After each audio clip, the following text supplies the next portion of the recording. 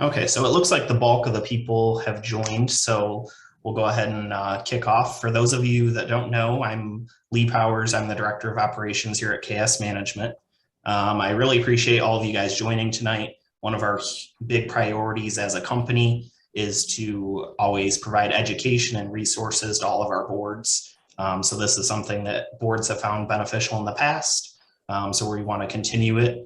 And I'm very excited to have Kevin here with us tonight. He is the managing member from Hirzel Law, one of the leading law firms for condos and HOAs in the area. So he's a great wealth of knowledge. As we're going through this, he'll do his presentation. And if you guys have any questions, feel free to just type them in the chat. And he'll either answer as he's going, or we'll take some time at the end to answer some of them. So with that, I'll turn it over to you, Kevin. All right, great. Well, thanks, Lee. Thanks for organizing this. Happy to be here and glad everybody is in some nice, cool air conditioning on this hot day here. So I'll dive right into it. But, you know, the name of this presentation is So You Join a Community Association Board, Now What? And the reason that I developed this and I, give it quite frequently is most people that get on, an HOA board, the extent of their training was that they happened to raise their hand or somebody told them they should be on the board, at the meeting, or oftentimes they didn't like the way that the association was being operated before. But beyond that, they know what they don't like, but, they've never had any kind of formal training or education, as to kind of like what the nuts and bolts are, what the basics are as to how to operate your association successfully. So just to kind of give you a basic primer on what a community association is, there's really kind of like three different components as a practical matter that I see to it. I mean, to some extent, you're kind of like a little mini government because that, you have rules that you have to enforce, you have assessments that you have to collect, that are similar, to taxes and that kind of thing. There's the real estate component of it because everybody's concerned about their property values and maintenance and making sure that everything is well maintained and protecting their investment. Frankly, I mean, you guys are kind of like a mini society too, that, there's certainly a social aspect that involves and, how you treat your neighbors will have, a big impact as to the success of a community association as well. So those are kind of the three basic components of it. What I hope you get out of today's session is I'm going to kind of go over the governing documents and why they're important and sort of go through, what they are and some good things to look for. We're going to go through the different types of meetings and how you legally take action and kind of discuss what's, board decision, what's a decision, for the owners to make. We're going to talk about enforcing the governing documents and the different methods and tools that you have available at your disposal to do that. And then I'm going to give you a little bonus. It's Hirzel's hurtful mistakes to avoid, which are just kind of like some of the most common things that may not exactly be common sense, where I see associations, make some missteps in practice and hopefully go over those with you guys so that you will avoid making those types of mistakes as well. So the governing documents, we're going to, go ahead and step into what are the important governing documents here. So whether you're a condominium association, a homeowners association, no matter how you're organized, you are likely going to have what they call articles of incorporation. And so this is going to be the document. It's filed with Laura. And I'll go ahead and send this. I sent a copy to Lee, and he's free to circulate it. But there's a link. I mean, even if you Google Laura, you'll be able to find this. But this basically, when your corporation was formed to operate your association, somebody had to file a document with the state of Michigan to legally create your association. And so there's a few different types of associations. Most common for community associations, there's going to be nonprofit corporations. And generally speaking, you're going to be organized on a membership basis. I've seen a few of them that are organized on a directorship basis, which basically means that the directors you control everything that happens and that the members don't have any voting power, which is kind of odd for a community association. A lot of like nonprofits, and charities are going to be organized that way, but not in a community association. There's for-profit entities, but if you are organized as a for-profit entity, that probably was incorrectly done and would need to be converted to a nonprofit corporation. Occasionally, you'll see some that are just unincorporated. This is pretty rare, but it can exist, and there's case law to that effect. And then hopefully when you are organized as a mandatory association. So people have to pay dues. They have to comply, with the different documents. Voluntary associations, they do exist. They're somewhat rare, but they're much more difficult to operate. If it's optional, if somebody's a member of the association, it's optional if they pay dues. And so we've had a few associations come to us over the years, to try and convert from voluntary to mandatory. So the key thing here is basically just be aware. You should have this as part of your books and records and corporate documents, but you can easily find that online. And kind of once that's filed, the key to maintaining your corporate existence is once a year there's a form, an annual report that you file with the state of Michigan. We have a fair amount of associations that come to us that people haven't done that for years. And what will happen is if you don't file it after several years is that you will go into automatic dissolution and you will lose your corporate status. The good news is that you can refile those reports and you will basically regain that corporate status, and anything that happened behind that time period will be deemed to be validated and be okay and acceptable corporate action. And there's case law to that effect. But if you just lose it and you get sued and nothing's done about that, it's kind of, you're operating out there in a risky fashion. So it's important to make sure that you do that. And I know that Lee and KS typically stay on top of that for you guys, but that's one of the first fundamental documents. Okay, so Lee just shared it. So what you can kind of expect is going to be in the Articles of Incorporation. You have to identify the corporate purpose. Who are the members and what power does the association have? I've seen a fair amount of times, a developer's attorney will be kind of sloppy with drafting these documents and they'll identify the wrong association. So it's important to make sure that that's in there and what authority that you guys have to act. You're going to find that there. It's going to identify who the members are. And so sometimes you'll get situations where somebody's buying it on land contract. And so title hasn't necessarily passed until the land contract has been paid off. And so you can kind of define who's the member, whether it's the land contract vendor or vendee, the person buying or selling. So you know who to look to for bylaw violations, who gets to vote, who has to pay assessments. One of the big things that we've been doing a lot in the last few years is limitation of director and officer liability. So a few years back, there was some changes to the Nonprofit Corporation Act, and they basically said that more or less, except for a handful of intentional acts, that you could exempt directors and volunteer directors and officers from liability or being sued.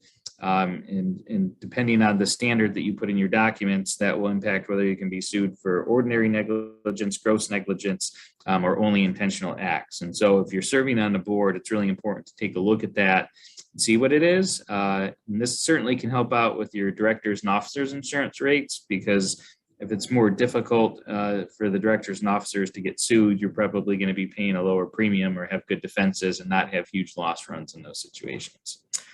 Another big thing to look for here is indemnification.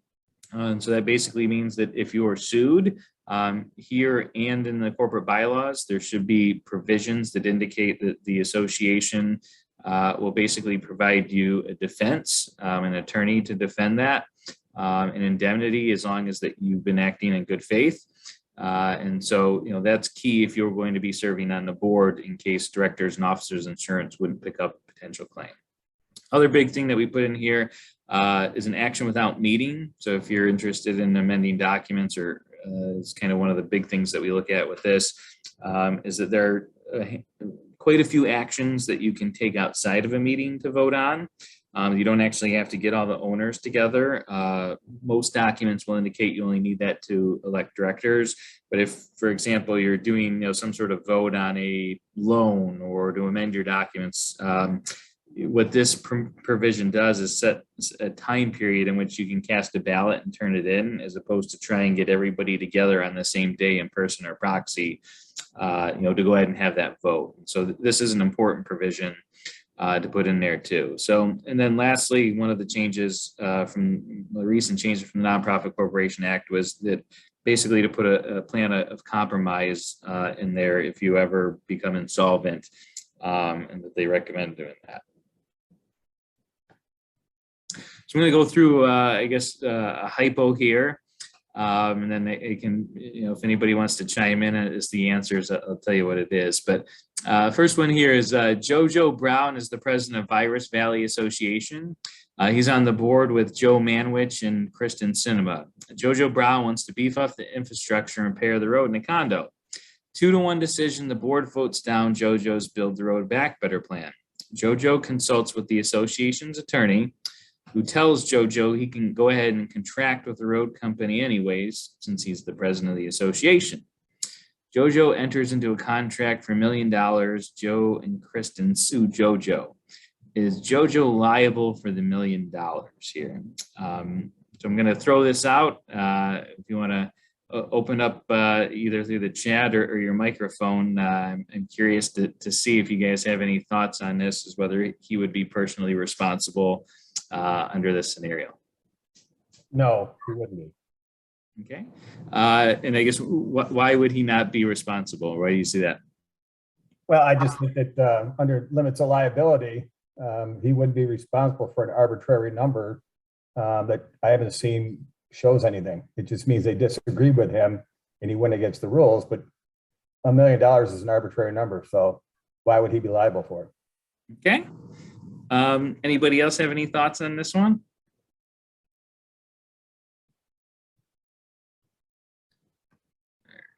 In the chat.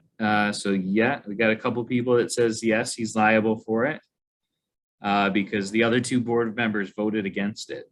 Okay. So I guess the answer, I'll go ahead and move on to the next slide, is in this scenario, he likely would not have liability, but it's for a different reason than you guys had stated. So ordinarily, if he did not go and talk to the attorney, what he would have done is something that's ultra vires. So he had the other 2 directors vote against that action and say that, no, you can't do it. And so the way that the board works is that it's through majority vote of the board to make decisions like that, whether that authority exists to enter into a contract. And so if he would have just flat out ignored that authority and went to enter into the contract, in the association, those other 2 would have been able to go after him for entering into that contract without authority. But what saved him, or what his saving grace was in this particular circumstance, is that he relied on the advice of counsel. So there's a provision under the Nonprofit Corporation Act that basically says that if you go and get an opinion from an attorney, or let's say you're doing a road repair and you get an opinion from an engineer, or you have a tax question or issue and you get an opinion from an accountant, that you as volunteer board members are entitled to rely on the advice of experts. And as long as you reasonably rely on that advice, that you are not going to have liability, even if you make the wrong decision. Okay. If you do not go and get that advice and you make the wrong decision on your own, then you do not have that liability protection here. So it's codified in our Nonprofit Corporation Act, but it's commonly referred to as the business judgment rule. And so really kind of the key, here is to make sure that you're enforcing the documents as written. And a lot of boards will not enforce the documents if they don't like a provision or that they don't think it's fair. But the solution there is to amend your documents, because every time you're not, enforcing your documents and you're not, getting an expert opinion on that, you're potentially exposing yourself to liability in that situation. So, in that scenario, the attorney gave bad advice and the attorney may be responsible for malpractice to the association for giving that bad advice. But the board member, since they went and got that advice and it was reasonable for them to rely on that expert advice, would not. All right, so director liability here. So we have Jojo's head explodes after the Build Back Better lawsuit. It says the bylaws require the association to carry $2 million in insurance. Joe and Kristen previously voted 2-to-1 to reduce the association's insurance coverage from $10 million to $1 million. clubhouse burns down and costs $2 million to rebuild. The board votes 2-1 to levy an additional assessment for the $1 million to rebuild the clubhouse. JoJo sues Joe and Kristen for breach of fiduciary duty. So I guess I'm curious, feel free to open up your microphones or put it in the chat. In this situation, do you guys think that the directors are going to have any liability?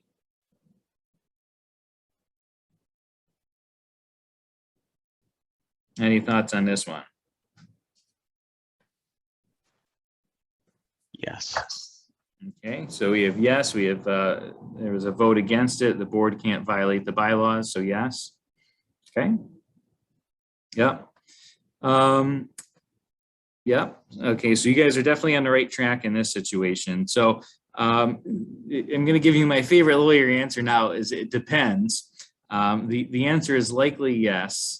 But if you're taking a look at this, one thing to think about is this gets into the liability standards. And so it kind of depends on what the standards are in the documents. And so in the articles of incorporation, you can eliminate director and officer liability for money damages for any kind of action or failure to take action unless the director received an improper financial benefit. So you can't exempt yourself from liability if you dip into the bank account and steal money.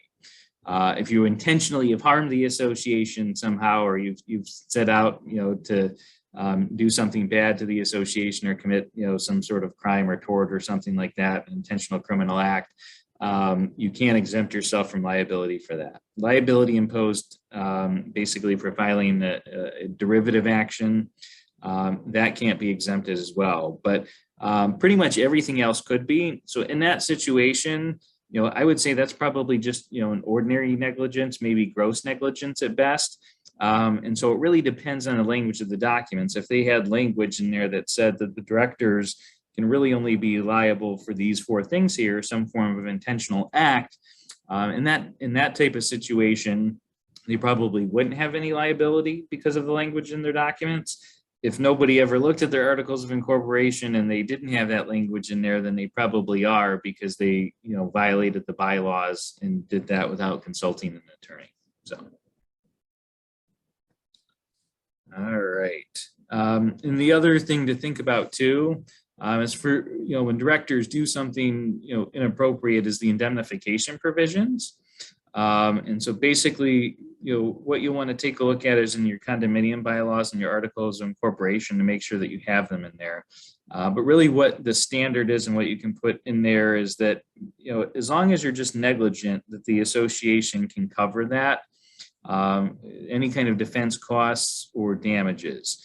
If you were gross negligent, it was willful, it was intentional, the association isn't going to be able to indemnify you in that case if you're sued. So, it's important to make sure that you do have some form of express, indemnification provisions to protect you there. So, the other kind of component of this liability aspect in the documents, you're going to want to make sure that you take a look at is insurance. And so kind of what we talked about before is what the standard is to whether somebody can, sue you. If they sue you, is the association going to, have to cover you and take care of that? In a lot of cases, but not all, because there's a fair amount of exclusions to insurance policies. Insurance covers a lot of things, but it doesn't cover everything. Is the directors and officers insurance, and so it's really important to make sure that your association has this. And what you get with directors and officers insurance, it comes with, different types of things. And so, the first thing is you get 2 things from insurance. Is there's the duty to defend and the duty to indemnify. So the duty to defend is really broad. Basically what that says, if somebody files a lawsuit or a complaint or makes some sort of claim against you, or you have to go to a fair housing proceeding, as long as anything that they say could arguably at all fall within your policy and coverage under the policy, then that insurance company has to appoint an attorney to defend that case on your behalf. Okay. The duty to indemnify is a little bit narrower. So that basically comes into play if you get hit, with a judgment, and in that circumstance, the judgment, it has to be for something that's expressly covered by the policy. Otherwise, the insurance company doesn't have to pay that out. But if you have an indemnification provision, the association would have to pay that out, assuming that's covered. And so those are the two things that you're going to get with a director's and officer's insurance policy. So that's really important to have. So you have the belt and suspenders there when serving on the board. An occurrence-based one, there's two types. Most insurance providers are going to sell you what they call an occurrence-based policy now, which basically just means that, the occurrence, no matter when the occurrence occurred, as long as it's submitted during the policy period, that they will provide coverage for it. A claims made policy is that the claim and the occurrence has to be made. I mean, those are going to be cheaper policies, but they provide bad coverage, in the event that the claim and the occurrence don't occur during the policy period. And so you have a lot more exposure on this. I think the key thing to take away here is just to make sure that you have an occurrence-based insurance policy.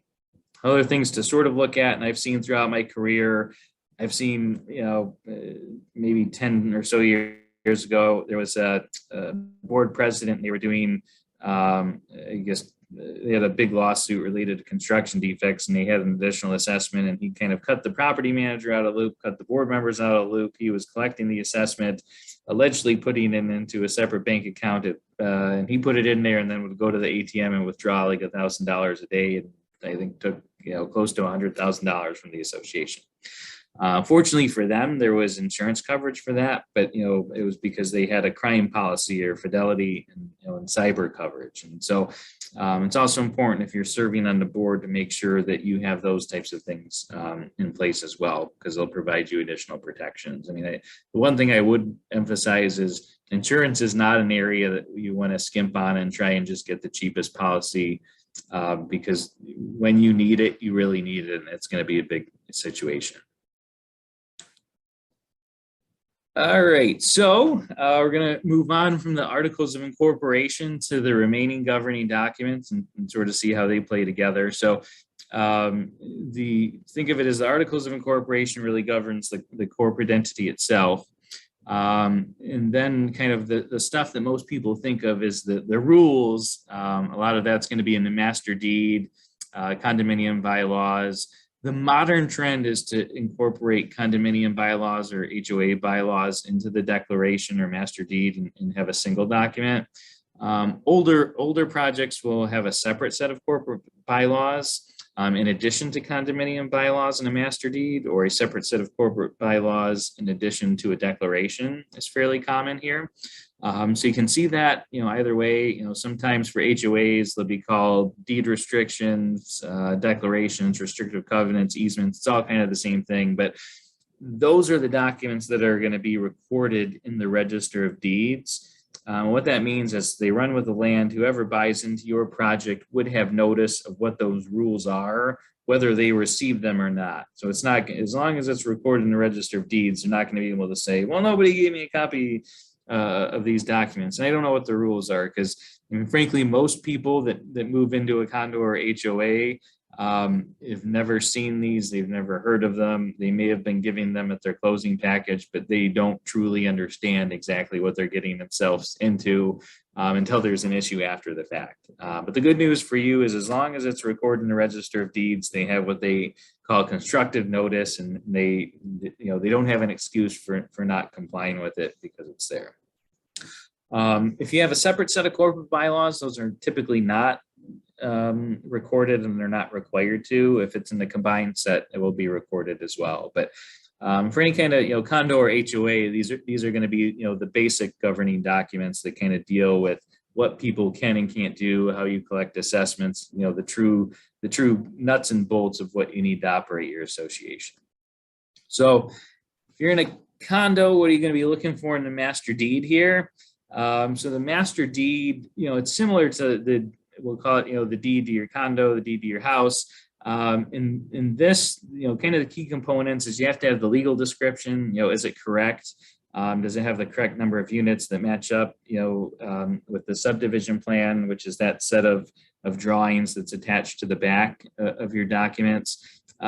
In this, for the most part, I've only seen a few times in my career where there's the wrong number of units and it doesn't match up with the plan, or I've been involved in situations before where there was a debate whether a unit even existed just because of errors and document amendments. But it is an important component, and if something is not right here, you're not sure, a unit maybe shows up in the text but not the drawing, that would be kind of a good red flag. You need to go to the attorney, but this is something that's required to be in there.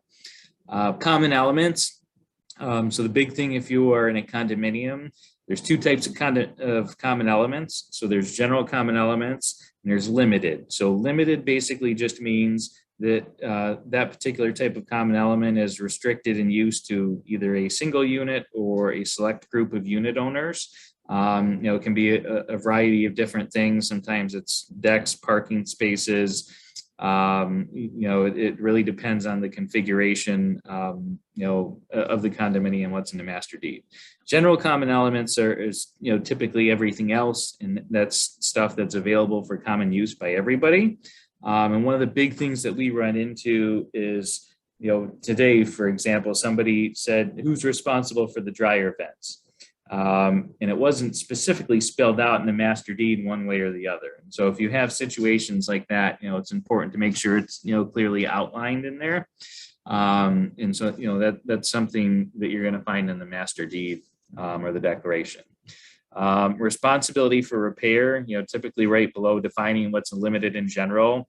As a general rule of thumb, the association is typically responsible for general common elements. Unit owner or owners are responsible for limited.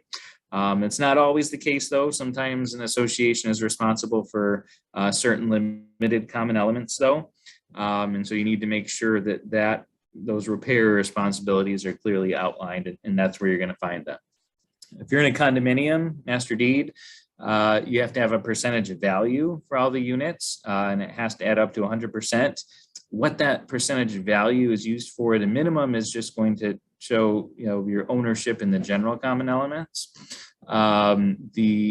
Oftentimes it's used to determine voting power and who has to pay assessments and how much as well. But that will be in there.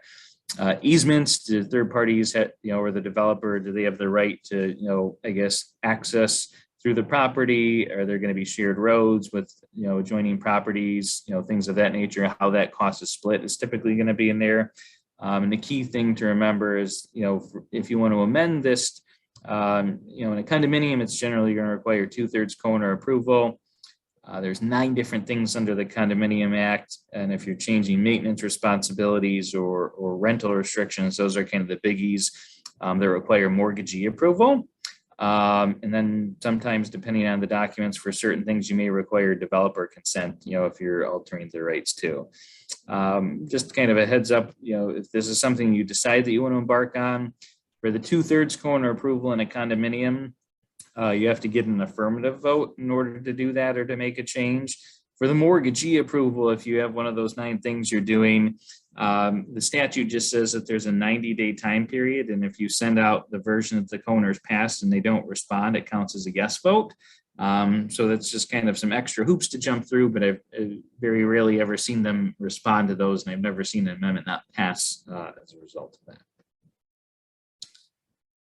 So kind of when you get into the main stuff that I think most board members are going to be concerned with is, we have the condominium bylaws and the covenants. And so, kind of these are the main things that I would say are the neighbor to neighbor issues, that you're going to be dealing with, commonly as board members. So architectural control and modifications. A lot of your documents are going to require certain approvals, or say, there's certain setback requirements, or you can't have, certain color siding or things of that nature. And so generally speaking, in a condominium, if somebody's making a modification that involves a general or limited common element, they're not going to be able to do that without approval from the association. So, making sure that people don't do those modifications so things get out of control over time is really important and one of the main functions of the board. Collecting assessments, that I can't stress the importance of that enough. Presently, and a lot of times these are all going to be interrelated, but I guess the worst horror story I can tell you is that, we presently have an association in Chicago that we're representing, and they basically just had people on the board that didn't care about the association for a number of years. They have about $1 million in uncollected assessments from 23 different units that nobody bothered to collect and do anything. And so you can kind of imagine what that did to their budget. And as a result of not being able to collect that money and do anything, the place wasn't taken care of, property values declined. They now have prostitution rings, meth labs. They've had 2 murders there in the last year. They've had squatters and all sorts of other stuff. More or less, it kind of started with them not collecting assessments, which then led to downfall in the condition of the property. Property values decreased. It kind of, attracted then the wrong crowd. And now that association is in bankruptcy. And, if they would have just collected assessments and maintained it from the beginning, they would have really saved a lot of money overall and not have to pay all these legal fees and not have to have safety issues, building issues, all that kind of stuff. So, that may be kind of a drastic example, but a lot of people I find get hamstrung if they do not take action to collect assessments. Insurance, making sure that, one of the big things that we preach is that you shouldn't pay for the same thing twice. And so a lot of older documents will have overlapping insurance coverage from the unit owners and the condominium. And then a lot of times if there's a claim, it gets even more confusing if the insurance provisions are not aligned with the maintenance and repair provisions. And so in a lot of different amendments, and what we look for is to make sure that there's a clear line that if the association maintains it, they insure it. If the co-owner maintains it, they insure it. And that way, if there's any claim that they, both sides, would submit that to their insurance carriers and then the adjusters, it's much easier for them to work that out.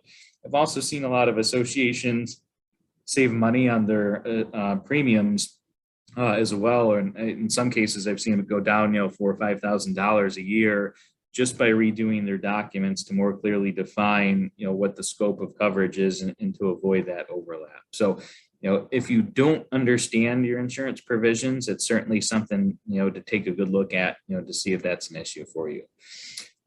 Leasing and rentals, I'll just tell you, this is a big thing now, especially compared to, when I first started, there was no Airbnb, HOA, short-term rentals, that kind of thing. And so this is certainly, it's one of the biggest problems I see that associations have. And so, a lot of documents will have rental caps. Sometimes you require, approval from the association to rent. Other times it's at least just submitting the lease and letting people, know who's in there. Other times we've had, people throw like huge marijuana parties. And, even last weekend we had a condominium where somebody busted the glass to the front door because one of the Airbnb units had a huge party. So making sure that you have appropriate restrictions for this. Enforcing those is important. I'd say the other kind of biggie thing is nuisance smoking and smells. So that's important to do. Whether you have provisions in there related to marijuana, I'm just telling you, that's a big issue. It's still illegal under federal law. If you have provisions that prevent illegal activity, that's fine. Even if people try and argue that it's legal during, under various aspects of state law, they still can't create a nuisance, for their neighbor.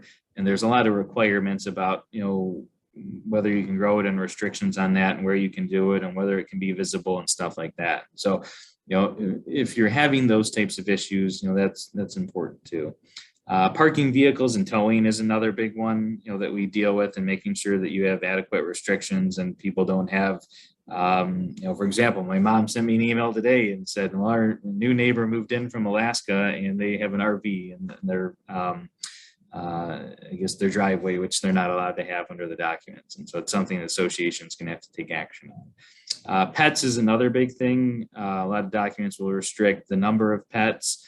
One thing to keep in mind here, there was a case that said a restriction that's solely based on weight would not be reasonable and enforceable. That came out a number of years ago from the Michigan Court of Appeals, but thus far, anything related to breed, and whether something's dangerous or it has to be on a leash or poop needs to be cleaned up, any of that kind of stuff, is going to be enforceable as well too. So a lot of the technology stuff, is something that I don't see in a lot of older documents just because it didn't exist or wasn't an issue at the time. So if we're doing a document, we'll typically ask, do you want to allow drones in your condominium? We've had issues with people, spying on neighbors, with that. And sometimes real estate agents like to use them. And do you want to have any kind of regulation over that?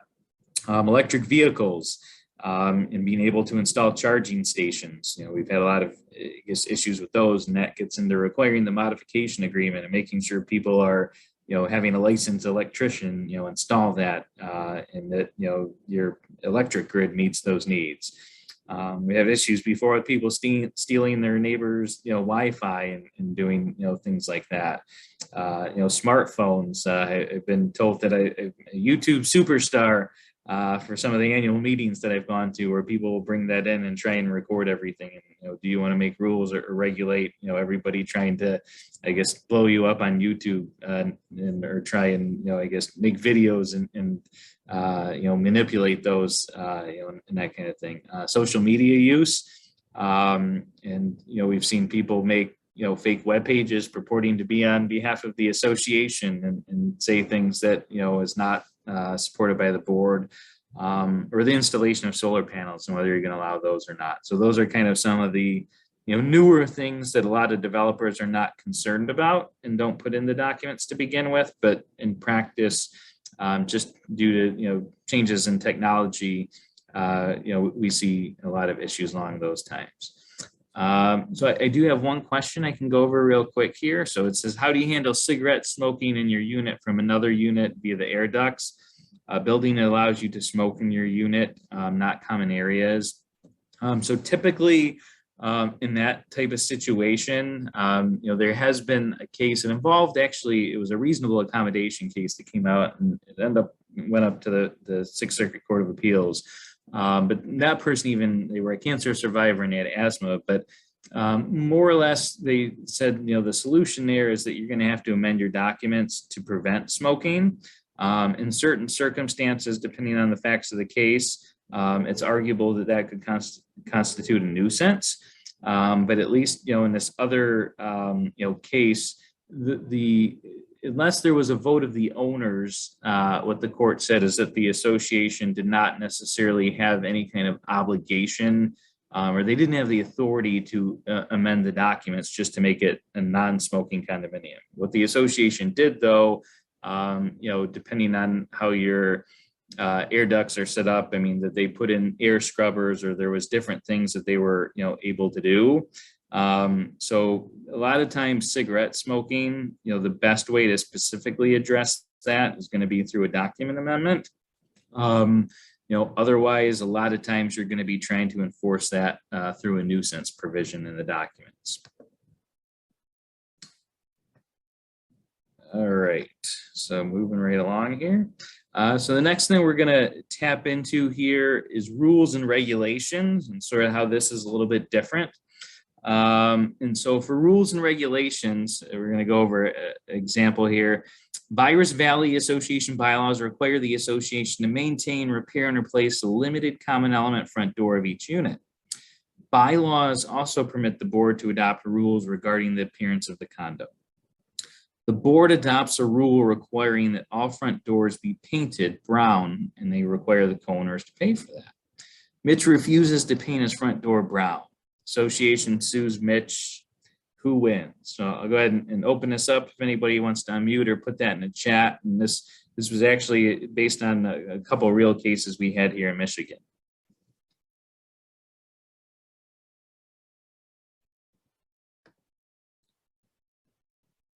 All right, so we have one. Does that have to be approved by all the co-owners to amend? No. So if that's okay, so if it's related to the smoking question, it's 2/3. If we're talking about the rules and regulations here, anybody? No. Okay. Okay. Any other thoughts on this one?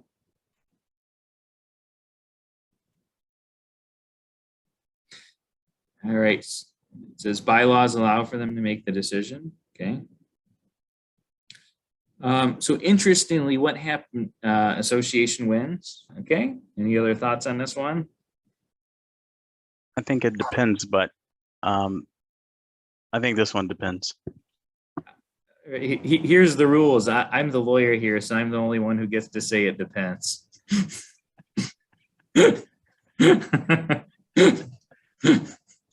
All right, so Mitch wins, can't force to pay immediately. So the answer to this one is the co-owner won this case. And so the reason why the co-owner won this case, and this is what you have to be careful with, is you can't use the rules to change obligations that are existing in the bylaws. So with rules and regulations, you can, though those are typically adopted by the board, sometimes you'll see in the bylaws that the owners can vote to revoke them if 50% or more don't like them. But in a lot of circumstances, the board just has the authority to adopt rules and revoke rules.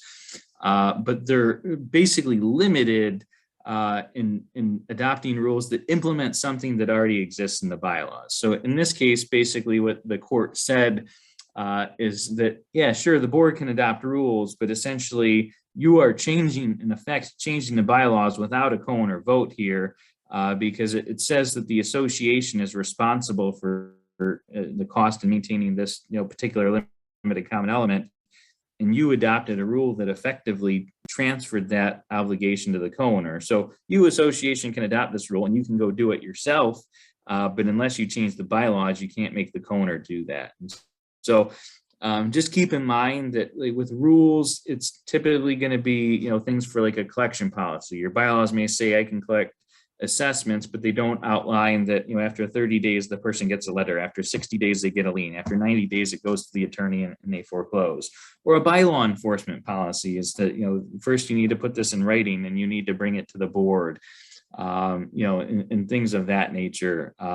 Sometimes for the fines provision, it says the association has to adopt rules and procedures for that. Sometimes you may have particular things that if something isn't clearly delineated in the bylaws regarding landscaping or something like that, that you can be a little bit more specific, but you really can't use it to change anybody's substantive rights. So when you're making rules, just make sure you keep that in mind. All right, so I guess before we kind of move on, so just some kind of quick signs that your documents need to be amended. So there's major changes to the Condominium Act, and there's been some minor ones since 2002. So if your documents predate 2002, there's a pretty good chance that they are not going to comply with the Michigan Condominium Act. The other kind of key thing or time period we see when people update documents is after developer turnover, because most developers will basically just do something quick and dirty to protect themselves, and they're not concerned about the long-term operations of the association. Technology, which we kind of went through, is just that times change, and so you need to account and deal with these various new technologies. If your practice differs from the actual language of the documents, that'd be a good time to update. If you can't understand them, one of the things that I preach around here is that we have meetings every quarter, and the attorneys, we have to eliminate as much legalese and simplify the documents so board members can understand them. A lot of original developer documents are written by attorneys for attorneys, but I believe in drafting documents by attorneys for board members, so you don't need to ask an attorney to understand them. And then, as we kind of talked about the limitations on liability, if you have nothing in there at all, that would be I guess another good reason that you'd be a candidate for an update. If you have any interest in updating the documents, one thing that we offer is just, to all of our clients, it's called their premium service plan. It's $1,500 for the year. There's a bunch of different services, but one thing we do as part of that is do an HOA and condo report card. So we'll just take your existing documents. We check boxes, yes or no. Do you meet the legal requirements and best practices? And so we have a lot of people come to us just to kind of get like a baseline of where their documents, stand, and if they need an update, and so that they can plan for that for the future, or at least know where their exposure is. So that pretty much sums up documents. Okay, so we have here, it says, does the management company bring up to date the board or its board members on their responsibilities? So I would just say Lee probably would go above and beyond that. But most property managers don't. They're not necessarily obligated to do that. Ultimately the management company is a vendor, that's hired to implement, what the board's decisions. And so it's not their job to necessarily, decide everything. They present contracts, they get bids, they help you operate it, but it's not their job necessarily. And no offense to Lee, he's a very smart guy, but to say, hey, your documents are out of date, or something like that. I mean, it's, one of these things, that you kind of, need to be a lawyer to be able to spot those issues and provide legal advice. So meetings. So we're going to kind of go over the different types of meetings and what you need to be aware about for your meetings here. So most common type of meeting, everybody, and how you probably got on the board is through the annual meeting. And so just a couple of tips here. Most board members don't know that there's something called a record date. Okay. And so what the record date basically determines whether somebody is eligible to vote at the meeting or not. And so by default, if you as the board do not do anything whatsoever, the record date is going to be that the person had to be current or they had to be eligible to vote the date before the notice goes out. You as the board can set the record date. In my experience, most boards don't.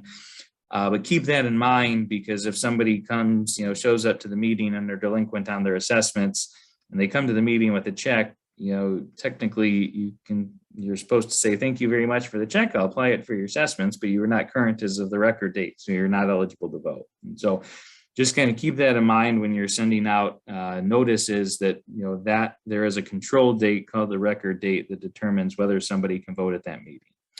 One of the other things I see that sort of gets off the rails here is I've had a ton of people come to me and say, well, I was elected president at the annual meeting, and I have to inform them, no, you weren't. And so at the annual meetings, what happens is you guys elect a board of directors. And so, sometimes it's rotating in staggered terms. Sometimes the whole entire board is up, for the year. But under the vast majority of documents, you don't run for a specific position at that meeting. What happens is that after the board has its first meeting, the board determines who the officers are. Most documents will say that certain officer positions also have to be on the board. Some of them say you can have people that are not on the board fill the officer positions. But it's important to distinguish what's the difference between a director and understand the concept that a majority of the board of directors acts and makes the decision. And then the officers, they have specific, limited authority that is outlined by the bylaws there. So when you're at the annual meetings, making sure you're electing directors instead of officers. Next type of common meeting, that you guys should all be familiar with is the board meetings. And so a lot of the common types of things that you're going to do here is go over architectural approvals, that you're going to adopt budgets, you're going to review contracts or bids, that the management company brings to you.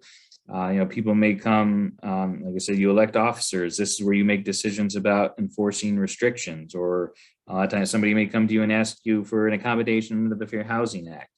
The important thing here, though, is that the Nonprofit Act, it requires you to take some form of meeting minutes. It does not have to be a book. It does not have to document every discussion that everybody, ever had here. Really, the keys are that you are documenting that somebody made a motion, that motion was seconded, and what the motion was. It may be a motion to approve, John Doe's fence. And then you record in the minutes that, yes, that passed, and the result of the vote was 5-0. And that way you have a record of it. So when the board changes, people come and go, that neighbor moves and somebody else moves into there. That, I've had a lot of situations where there's just no record of, that person's fence was ever approved, and then somebody will have an issue with it. So it's really important, whether you're doing any of these functions, that you're documenting that in the meeting minutes and keeping a good record of that. So that's largely what the function is of a board meeting. So we're going to kind of go over maybe some different ways you could take action with a board meeting and what's going to be acceptable and not acceptable here. So we have the Virus Valley Association, and they can't convene a board meeting. It says Joe does not want to be in the same room as Joe Manwich after he tanked his Build Back Better plan. So JoJo proposes the following options. Conduct all votes via email and just get rid of board meetings. Allow board members to participate in a telephone conference, still the board meetings, and allow board members to vote by proxy. Says, quick question on the last thing is, do you recommend recording the minutes with the management company? They wouldn't necessarily be recorded, but the management company should keep a copy of all the meeting minutes as part of the books and records of the association so they don't get lost. So that's definitely a yes, because one of my least favorite things to do is when I talk to a board and I ask for the records is they have to hunt down through 3 different old secretaries who has those records in their basement. And it makes stuff gets lost that way, and it makes it difficult. So I do recommend that the management company keep copies of all the meeting minutes. So with respect to how this board can make decisions, go ahead and open up your mics or put it in a chat. But let's start with the first one. So conducting all votes via email and getting rid of board meetings. So how many people think that this would be okay? No. I disagree. Okay. Any other thoughts? I would think you can conduct it depending on the business at hand, but approving a request or something like that, you can do via email. It depends on the business. Okay. Any other thoughts on this one? Okay, we do motions via email and vote. Okay. Well, since I'm the lawyer, I get to give my favorite answer. It depends. And so what the Nonprofit Corporation Act says about this is that if you have the written consent and it's unanimous outside the board meeting, so if everybody sent an email and consented to an action, that would be official action, and you would just attach those emails to your next set of meeting minutes, and that would count. If you do not have unanimous consent, then that is not an official action. A lot of people will take action if they need to make a decision in a hurry that way. But just keep in mind that you would need to ratify that decision at the next board meeting in order for it to officially count. So as long as you're comfortable, people aren't going to change their minds or change their vote. But, let's say you decide to enter into a contract and, 3 out of the 5 people said yes, so via email, and then you got to the next board meeting and one person changed their mind, you would have a problem there. So just keep that in mind. As long as, you keep those emails and it's unanimous, that's going to be okay. So otherwise you need to make sure that you ratify it at a future board meeting. So the next one is allow everybody to have a telephone conference. So on this one, how many people think that, they could just circulate preconferencecall.com and, meet that way instead of in person if they can't stand each other and still make votes that way? Yes. Okay. Yeah, you can. So yep, everybody's on the right track on this one. So the answer is yes, Nonprofit Corporation Act, as long as, whether it's Zoom, whatever it is, as long as there's 2-way communication, that works. And so telephone conference, Zoom, any of that kind of stuff. Like I said, as long as everybody can participate that way and have a back and forth exchange with each other, it's okay. So the next one is proxy. So if you don't like your fellow board members, can you give your proxy to somebody and send them to the board meeting and have them vote in your stead? Any thoughts on this one? No. Okay, we have 2 no's and unfortunately yes. It's okay. All right, so on this one, board members cannot give a proxy for somebody to attend a board meeting. Proxies are only good for members to attend annual meetings or association meetings, but the Nonprofit Corporation Act does not allow a board member to give a proxy to attend a board meeting. That only applies to meetings of the whole entire association. So that would not work as well. Okay, sounds good. So that's kind of, I guess, the nuts and bolts of the board meeting. What we're going to go over next here is enforcement and kind of the different tools that are going to be at your disposal to enforce the documents and what you may want to do. So certainly one of them is fines. I guess sort of in liens, interestingly enough, going back to the example, from the email from my mom today with RV, their documents did not allow them to impose any fines, and they just putting a lien on is not a remedy for, I guess, a restriction violation. Liens, are going to be limited to assessments. For the fines, you have to make sure that you specifically have something in your documents that permits some sort of a fine.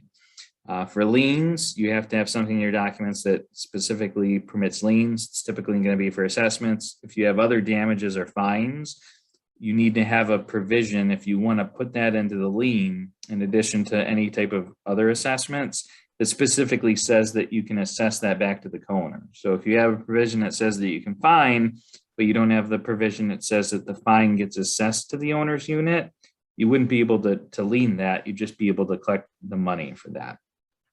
Money damages, if somebody, blows up the clubhouse or we've had people burn down the condominium before, it's not covered by insurance or any of that, or those types of things, that's certainly a remedy. A lot of the restriction enforcement, it's going to be injunctive relief. And so what an injunction is that you go to court and the judge says that somebody has to do something or they need to stop doing something. And then if they don't do that, they would be held in contempt of court. And so, in a lot of situations, for example, like short-term rentals, people will gladly, you can find them all day long and they will gladly pay the fine, and keep renting. It doesn't solve the problem. So same thing, if somebody, put up a shed in their backyard and they're not allowed to do that. If you, find them $25-50 a month or something, they may just say, okay, and it doesn't solve the problem. So this is a pretty effective remedy.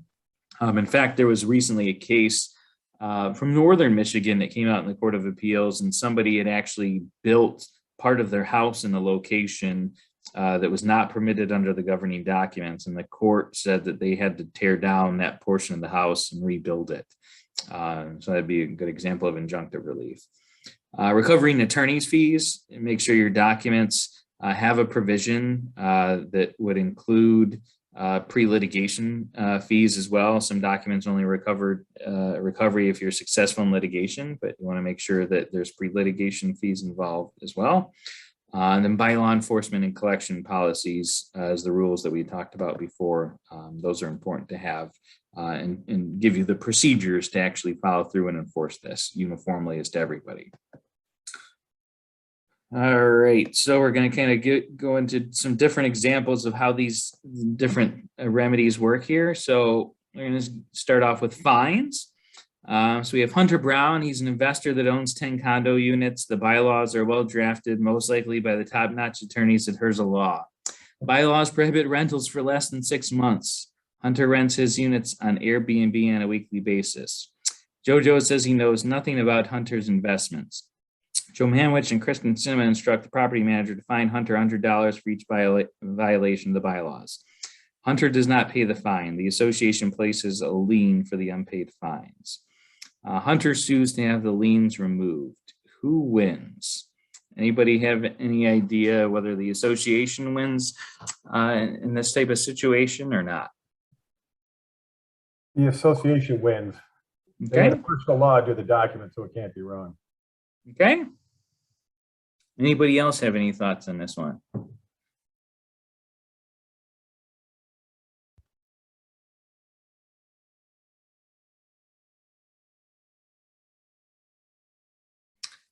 All right, let's see what we got going on in the chat here. Association wins, association wins, association wins. All right, so this one, it's a little bit tricky, but the association would probably lose this one. And the reason why, what I see a lot of boards fall into the trap is they just send somebody a letter, tell the property manager to send somebody a letter and they just say that they're fined. At least in condominiums. So in Michigan, whether it's in your documents or not, and I've seen some documents screw this up, But the Condominium Act itself says that you actually have to have a hearing before you impose a fine. So if you do not, as the board, hold a hearing before you act, and then you have to invite the owner to that hearing. If the owner doesn't show up, you can still vote to fine them, that's fine. But if you do not have the hearing and you do not have that documented, somewhere in your meeting minutes that process occurred, the court will not uphold those fines. We actually had a case, and we were successful in this one, but it was because they followed the correct procedure. But it adopted some rules, and it basically said if you failed to complete your house, it's going to be, I forget exactly what it was. It's $250 a month for the first 6 months, and then it was $500, after that, and then for every month after that, it's $1,000. So the guy did not complete his house for close to 10 years, and I think he racked up to about $130,000 in fines. And the court, it's been up and down to the Court of Appeals. I think we're up on our third trip now, but thus far it's been upheld at every step of the way. So it's really important when you're imposing fines that you have that procedure. And so the question is the hearing on each violation before a fine is issued. So generally speaking, what the courts have said is you have to have, a hearing on the violation, but as long as you have your rules or the violations continuing, it's fine. But before you actually impose that first fine or the initial fine, there needs to be, a hearing for that. If it were, for example, a different issue, if you were fining somebody for trash cans and then switch to, short-term renting, you would need to have a different hearing in that circumstance. But generally speaking, in the case I just told you about, what happened is they had one single hearing. They basically, had a fine schedule that they had the bylaws allowed the board to adopt a fine schedule and rules. And after they had the hearing, then they continued on, fining based on the fine schedule. In that circumstance, the co-owner actually, it was interesting. They asked to move the hearing date. They did not show up at the hearing date that they requested when they moved it. And so the board just voted to go ahead and issue the fine, and that was upheld. All right, so we'll move on to collections. So we have liens and foreclosures here. So we have Hunter Brown is upset about the rental restrictions and stopped paying assessments. Hunter has a unit that is $500,000 that is owed on his first mortgage. So let's start with the first question here is what's the best course of action if the unit is worth $1 million? Anybody have any thoughts on this one? Should the association sue him for money judgment? Should they foreclose? We all know based on what we talked about before, we're not going to do nothing because we have to collect the assessments here. Any thoughts on what to do here?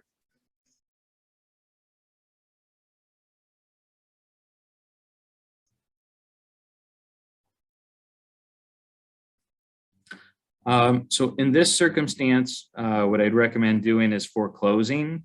The reason is that there's at least $500,000 in equity in the unit, and so if you foreclose, you're going to still take subject to that first mortgage, but it's entirely possible. That could get paid off, or even if you acquire title subject to that first mortgage and you can sell the house for $1 million, you're still going to be ahead of the game there. So.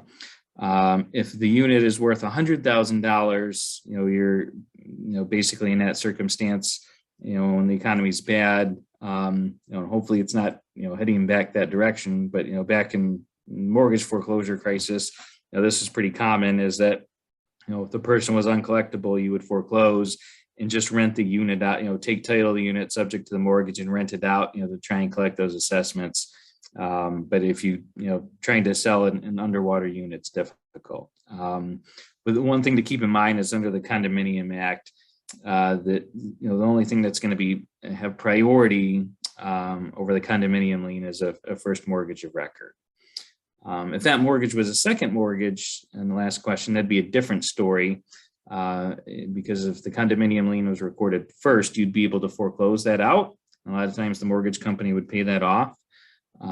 So keep that in mind when you're foreclosing. But we typically, if possible, recommend doing a foreclosure by advertisement, so you don't have to go to court to do that. And that seems to expedite the process and make it go faster. But in most circumstances, unless the unit's abandoned, there's going to be a 6-month redemption period there. All right. So injunctions. So we'll kind of go over a scenario that involves that. So scenario is based on a real Michigan case, but condo bylaws require board permission to alter any of the common elements. Hunter Brown places a hot tub on his limited common element deck that's for his exclusive use. Hunter hires an electrician to install a dedicated box to power the hot tub on his porch. Bylaws are silent on whether hot tubs are allowed.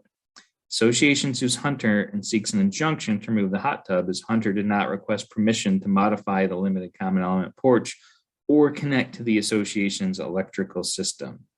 Does Hunter get to keep the hot tub? So feel free to, I guess, put it in the chat or chime in if you want to unmute yourselves as to what you think the correct answer to this one is. All right, nope. Okay.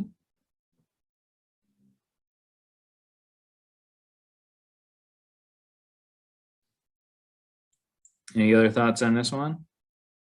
I'll say yes, he does get to keep the hot tub because Okay. it's listed, but I've been wrong the last time I brought it up, so we'll see. That's okay.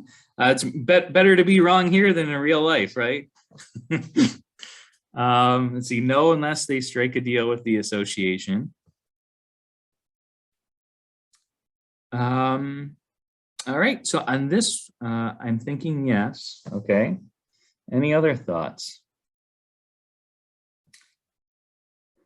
So on this one, it's a little bit tricky because it's limited common element, but the way that the court came out on it is they said putting the hot tub on the deck was still a form of modification of the common elements, even though the hot tub was not expressly allowed. But sort of the big thing that they focused on, that they tied into the association's electrical system. And so when they did that, they said, that for sure was a modification of the general common elements that required the association's permission.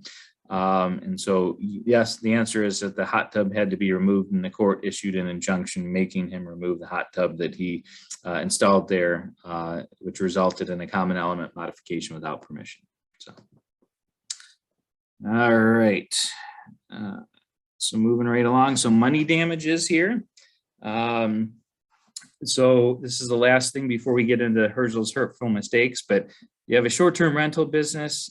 Hunter Brown opens a recreational marijuana business after that closed down. The bylaws prohibit illegal activity, but Michigan has decriminalized marijuana. Hunter plugs in his grow lights in the common element hallway, electrical outlets to save some money. Association's electric bill goes up $10,000 the next month. So here, can Hunter, grow his marijuana, and can the association recover their $10,000? So, any thoughts on this one?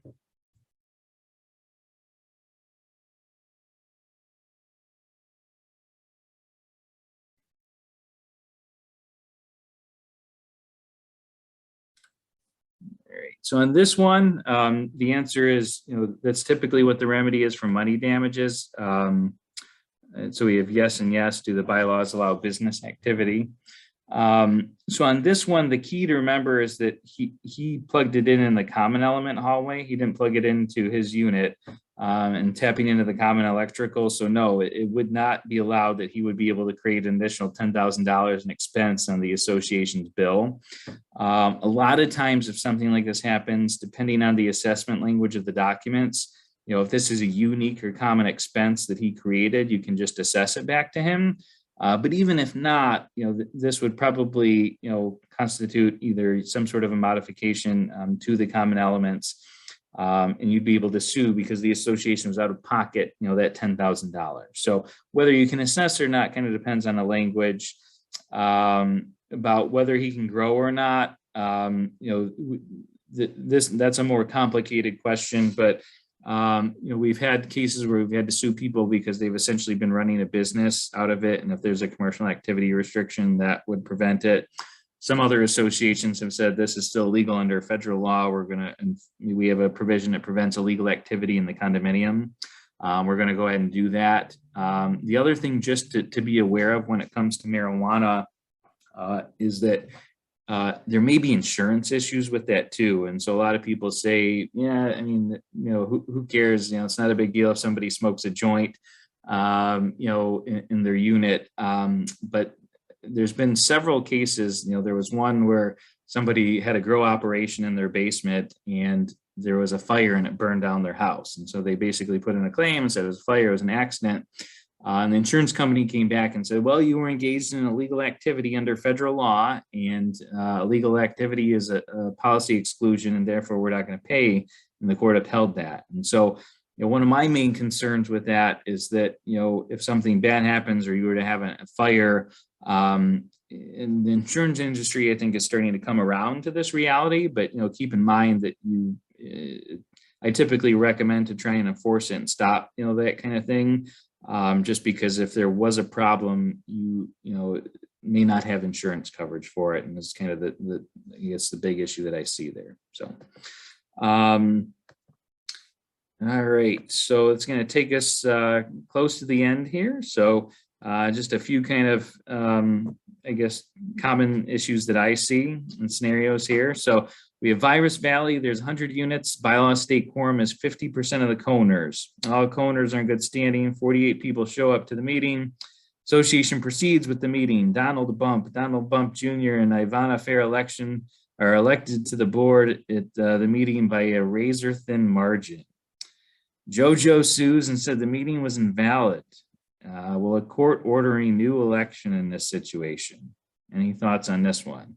Was this a valid election or not?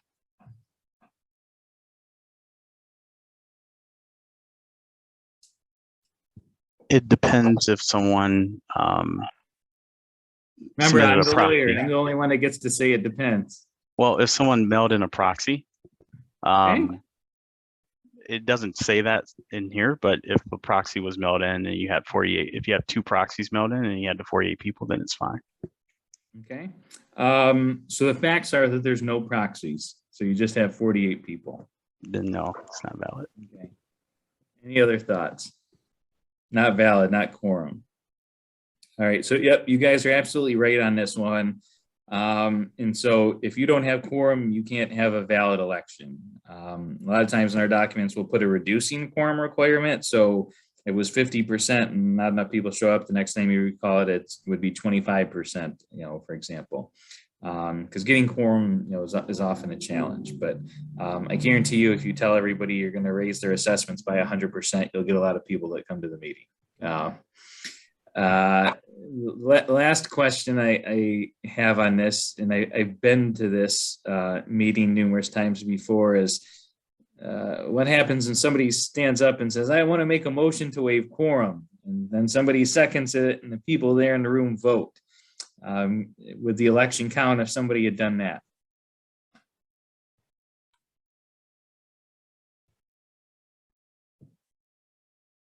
No. Okay.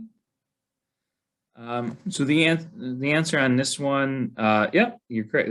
The vote cannot go over the bylaws. So yep, you cannot vote to waive the bylaws, and you couldn't hold a vote unless you actually had quorum to have a meeting. So I've seen this done before, but it's not something that would be upheld in court. All right, audits and reviews. So Donald Bump is concerned JoJo is mismanaging the association's finances. He demands the association perform an audit. Joe Manchin and Kristen Simmons indicate an audit would cost $4,000 a year, and the audit is not required by the condo bylaws. They obtain a compilation for $500 instead of an audit and send it to the co-owners. Donald sues the association for an audit. Who wins? Anybody have any ideas on how this one's going to get resolved?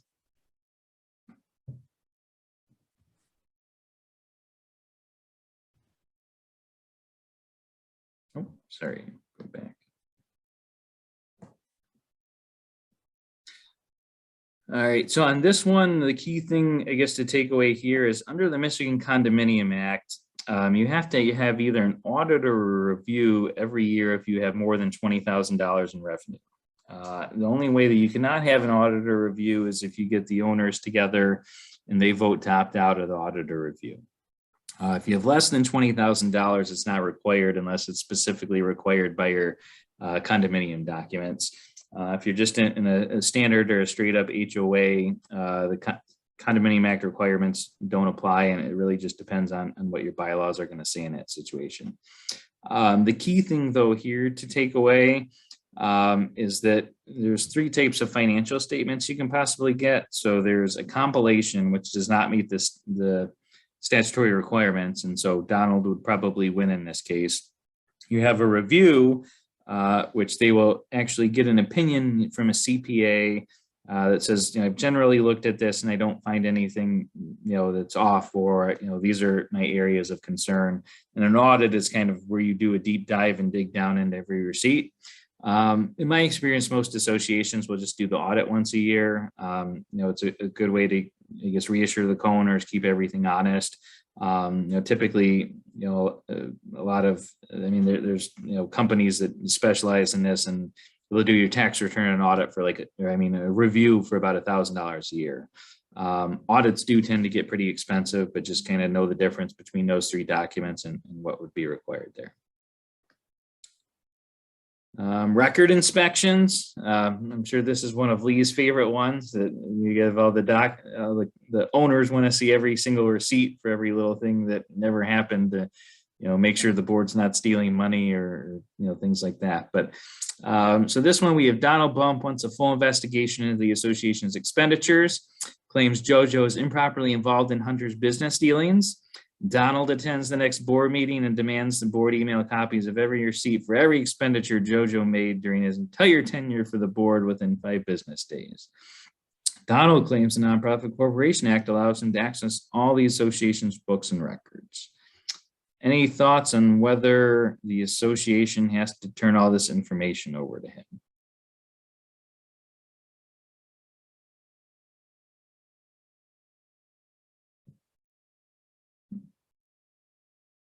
Any thoughts on what to do here, either in the chat or open up your mics?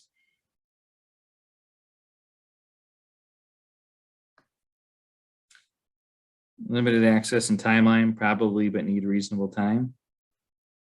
Definitely on the right track here. So what the Nonprofit Corporation Act says about this, he's correct that you do have 5 business days to respond. But there are a lot of requirements. They have to identify a proper purpose. And so it can't just be a fishing expedition in the proper purpose. It can't be for every single little thing.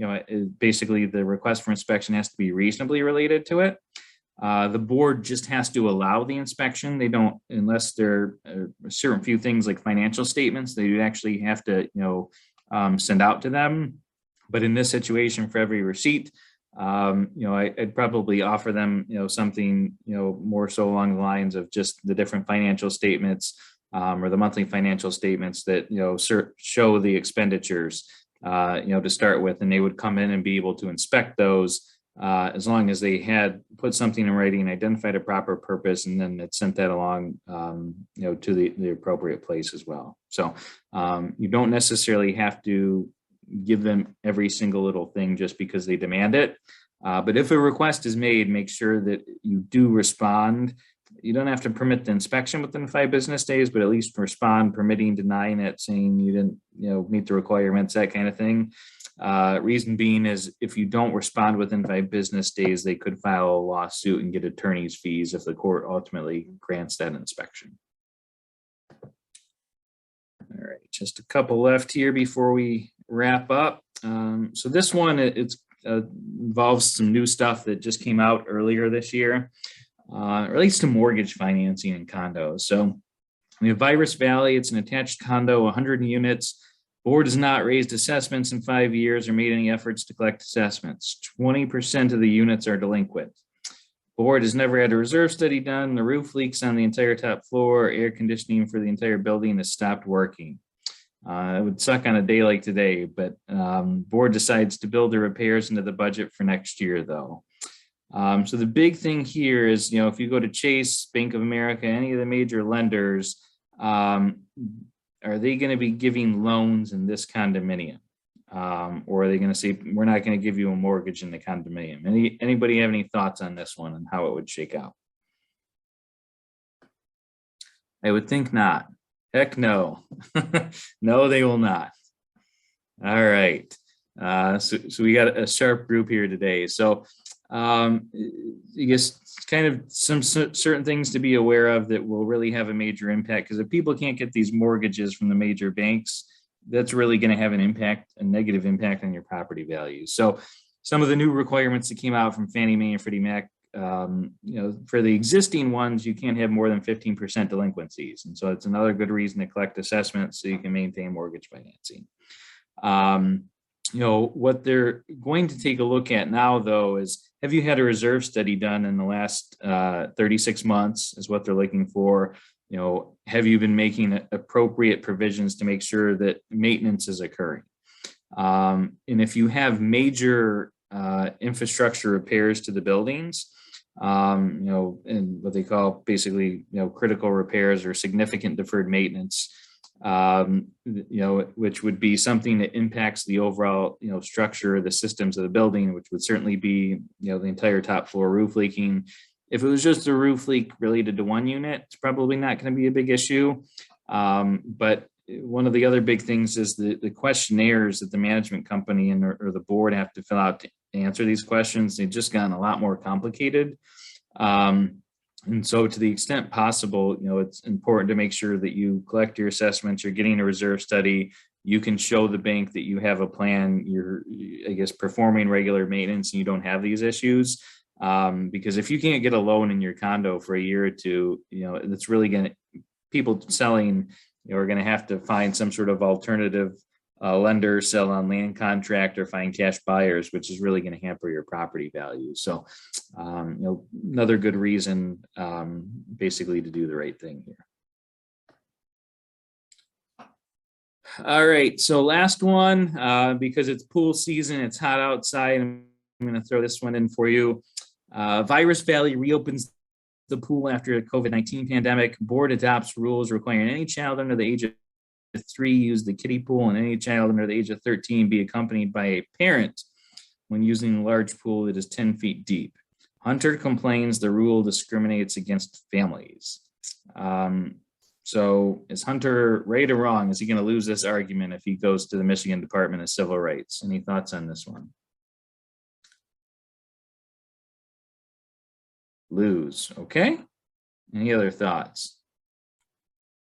Yeah, I think he's wrong. Okay.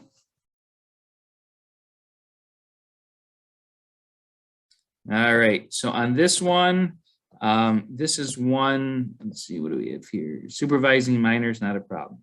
All right. So this one is one of those areas where I think some federal court judges just decided that common sense wasn't super important. So a lot of board members are going to look at this and say, well, of course, this is for safety. It makes sense. There are some federal cases out of California that says if you put in a parent or as opposed to any type of adult guardian, that constitutes familial discrimination under the Fair Housing Act. There's also cases out there that say, if you have these specific age requirements in there, which most people would say, are for safety, that may run afoul for the Fair Housing Act because it prevents children from using the pool. And that constitutes familial discrimination. And so a lot of these rules, they have to be drafted in terms of whether somebody is a capable swimmer, or whether somebody is potty trained or incontinent, decides whether they have to wear a swim diaper in a pool or not use the pool. And there's arguments that have been made that a 12-year-old can swim better than a 40-year-old. In certain circumstances, and 18-year-olds and can be lifeguards. And so this is just one area where I see people, they are very well intentioned, but they can get themselves into, if they get somebody who I guess has a bee in the bonnet about something else, and they catch on to this issue, could end up in an expensive fair housing complaint. So fill the pool with concrete. That's also a solution too. So I guess before I'm going to open it up for questions here, last thing, if any of you guys are interested, so I wrote a book, it's called Hirzel's Handbook. It has a great index and deals with a fair amount of the issues we talked about today, but I just wrote this if you want further education or just kind of like the nuts and bolts, it's something easy to take to a board meeting. You can either Google it, put it into Amazon, but hopefully that will help you along your way. Or feel free to shoot me an email. Lee sent this out, so you have all my contact information here. So that's what I had for you for today. So thanks for participating, and I'm happy to stick around. And if anybody wants to unmute, I'm happy to answer any kind of questions that you have, whether it's related to this or anything different. I have a quick question. Sure. Yeah, go ahead. Great presentation, number one. Thanks. Thank you to KS. Any change or any movement as far as any distinction between emotional support animals versus assistive, and whether or not associations have to treat them the same and basically allow them out?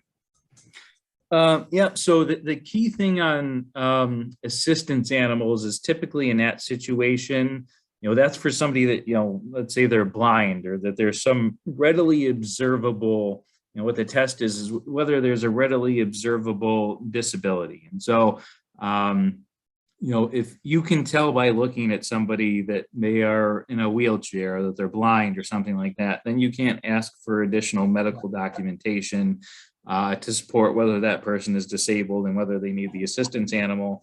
And certainly if it's an assistance animal, they're going to be entitled to a fair housing, an accommodation under the Fair Housing Act. And so, typically those animals, they are going to be, trained. They're not going to have issues with pooping everywhere, barking, that kind of thing. So they're not, we've had situations before where accommodations have been granted, but, and let's say the dog will run around and bite somebody, in the common elements, or chase kids or something like that.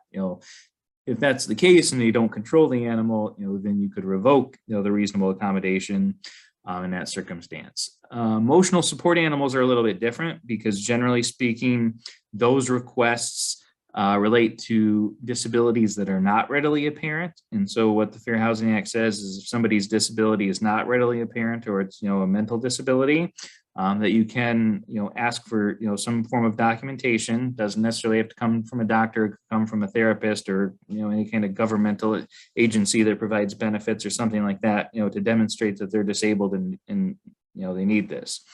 What the test is basically whether the emotional support animal is necessary to ameliorate the effects of their disability. So a lot of times what we will ask for is, whoever their healthcare provider is that they, provide some sort of letter that, would say that this is necessary, for that purpose. But there are limits on it based on HUD guidelines. You don't have to permit an emotional support elephant or a tiger, or something like that. I've had people say that their emotional support animal needs an emotional support animal, but that doesn't need to happen. I've had people say, well, I can't put up an invisible fence. And this was actually a case that came out of the Michigan Court of Appeals not too long ago. And I get to violate my fence restriction because I have an emotional support animal. And they said, nope, that wasn't reasonable. Basically the accommodation that the association offered of the invisible fence, would be fine. So the key is it's not an absolute accommodation, but it would be a reasonable accommodation. But you typically are going to have to do a little bit more digging in the circumstance, to verify that it's not just some fake letter that somebody bought, if it's going to be an emotional support animal versus an assistance animal. Thank you. Yep. Let's see, there was a question about mortgage company looks more favorably on loans to purchase a condo if there's a reserve study. Yeah, the answer to that is not even just look more favorably on it. They're basically saying that if you don't have a reserve study within the last 36 months, the one that's done or what's updated is that, there's a pretty good chance you're not going to be passing underwriting. That's what's sort of frustrating about this though, is that Fannie Mae and Freddie Mac, basically they've come up with these general guidelines, but they said each bank and each underwriting department could put different layers on that, and it's up to them how they want to enforce it. And so unfortunately, not every single questionnaire and that is the same, and that I've seen, and not every underwriting requirements are the same. And some banks I've seen say, we're going to be kind of lax on this and we're not going to care that much. And others have been pretty strict with it. But I'm just, in addition to making sure that you have financing the reserve study really is the best way to appropriately budget as opposed to guess. So I would recommend doing one of those and having them updated every 3 years. It will just make your life a lot easier. A lot of associations, we're kind of advising them because it's not something that boards are mandated to do yet. There's a lot of legislation being passed around the country that is mandating that. But even if it's, there may be legislation coming in Michigan that deals with that. Nothing's been proposed yet. But even if it's not, you can still put that in your documents, and whoever's on the board, hold them to that to make sure that that gets done, or say that the association is required to do that every 3 years. So. All right, if the HOA bylaws for site condos do not mention solar panels, then can the developer who has architectural control deny a co-owner's request? If the co-owner disagrees, then what would that dispute be between the co-owner and the developer? So there are, I think, about 10 to 15 states the last time I checked that have some form of a solar access law that says that you could not preclude solar panels. Sometimes you can put reasonable restrictions on them. Michigan is not one of them. So in Michigan, if you wanted to ban them in your documents, you could. If you didn't, if the ACC had discretion because they didn't think that they, I guess, looked good, they could exercise that discretion. And so at least as it sits right now, that's not, I guess the owner wouldn't necessarily have a leg to stand on there. I mean, that certainly could change if the law, changes in the future. But, just based kind of on the facts that are provided, I don't know that there's a whole lot that the owner would do if the architectural control committee or the developer has that discretion.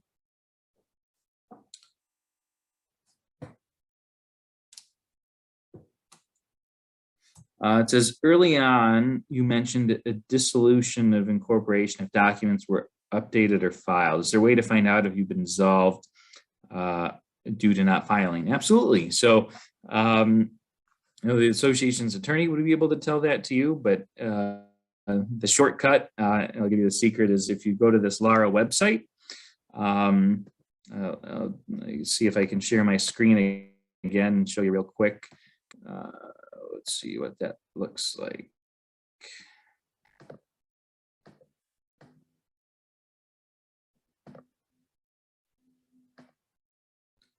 Let me pull that up.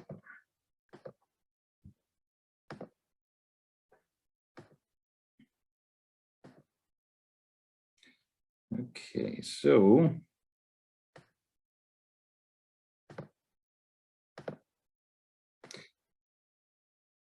the state of Michigan, the Department of Licensing and Regulatory Affairs, they have a website.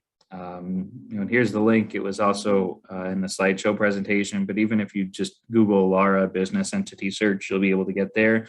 But if you put in the name of your association here,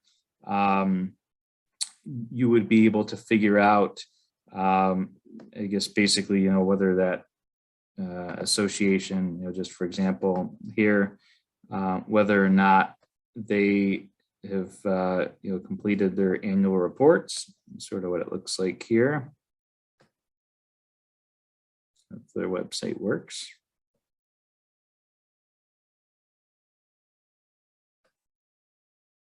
All right, so typically what it will have is it will have your articles of incorporation here, and then it will have the list of all the annual reports, and then you can go ahead and click on all of them. If these are not here, they don't show up here, it will indicate in right here that they're not in good standing, or it was automatically dissolved on such and such a date. So.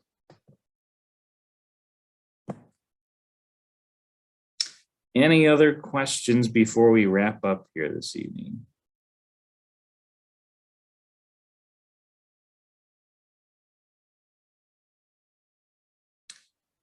Okay, does the hearing before imposing a fine apply to all bylaw violations? So the answer to that is yes, if you're imposing a fine. The documents do not require you to impose a fine. And in fact, I would, I guess, tell you, I don't think a fine is a good remedy for all things, because as I indicated before, I've never really seen fines be effective remedy if somebody's, engaged in a rental violation. We'll just build it into the rent. And so in that circumstance, typically the way it works is we would send them a demand letter. If they do not stop doing what they're doing, we would just take them to court and obtain an injunction. Fines are good for things like if somebody leaves their garbage cans out, or something like that, that they wouldn't want to pay an extra 50 or $100, something along those lines. Fines are not going to be good, I guess, to get somebody to stop, a marijuana grow operation or, something like that, in their community. So if you are doing a fine and choose that as the remedy, yes, you do have to have the hearing. A lot of documents will indicate you have to give them a warning before you then can even impose a fine. So just, make sure you're following that process.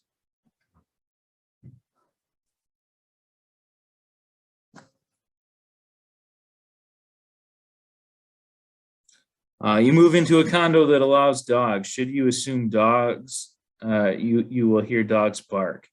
The answer to that is yes. And really it's going to be a matter of degree, but we have had cases before, where we've had to sue people for nuisance, if it gets too loud, but you need to make sure that you either have enough witnesses, something that records that. There's actually even sound engineers out there, if you want to get real technical with this, that they will measure what the decibel levels are. And, if that, a lot of zoning ordinances will have like a maximum decibel level as to what is permitted and not. So the answer is if there's no restrictions on pets or it specifically does allow dogs, yes, you should probably assume that dogs bark. But if it's happening all the time and people aren't being able to sleep, and things like that, you likely could, there's a nuisance provision that, you may be allowed to take them to court to get an injunction on, or, in certain circumstances, if your documents don't allow dogs or they have to be registered, or your document specifically said that there's no, allow barking, or they have to control that, you may be able to enforce those provisions as well. So